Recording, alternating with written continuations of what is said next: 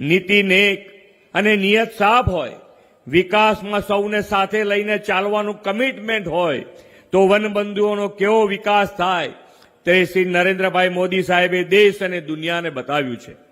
23 વર્ષ પહેલા આદરણીય શ્રી નરેન્દ્રભાઈ જ્યારે ગુજરાતના મુખ્યમંત્રી બન્યા ત્યારે આદિજાતિ વિસ્તારોમાં રોડ રસ્તાની કનેક્ટિવિટી, આરોગ્ય અને શિક્ષણ સુવિધાઓની જે સ્થિતિ હતી તે આપણે સૌ જાણીએ છીએ। આદિજાતિ વિસ્તારનો અન્ય વિસ્તારો જેવો જ વિકાસ વિકસિત બનાવવા તેમણે 2007માં વનબંધુ કલ્યાણ યોજનાની શરૂઆત કરાવી। 10 મુદ્દા આધારિત આ યોજનામાં આદિજાતિ સમુદાયના સર્વાંગી વિકાસ પર ધ્યાન કેન્દ્રિત કરવામાં આવ્યું। તેમણે ફળિયાથી લઈ ગામ સુધી, ગામથી લઈ તાલુકા, જિલ્લા સુધી પાકા રોડ આપ્યા। આદિવાસી બાળકોને ઘર આંગણે શિક્ષણ મળે તેવી વ્યવસ્થા ઊભી કરી। દીકરીઓના શિક્ષણનું સ્તર સુધરે તે માટે વિવિધ યોજનાઓ આપી। આ વનબંધુ કલ્યાણ યોજનાથી સાક્ષરતા દરમાં સુધારો થયો છે।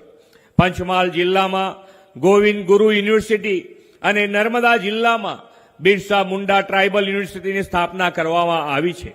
હવે આદિજાતિ વિસ્તારમાં એન્જિનિયરિંગ કોલેજ અને મેડિકલ કોલેજ સહિતની ઉચ્ચ શિક્ષણની સુવિધા મળતી થઈ છે। વલસાડ, દાહોદ, બનાસકાંઠા, સાતપીપળા અને ગોધરા સહિત 8 મેડિકલ કોલેજો શરૂ કરાઈ છે।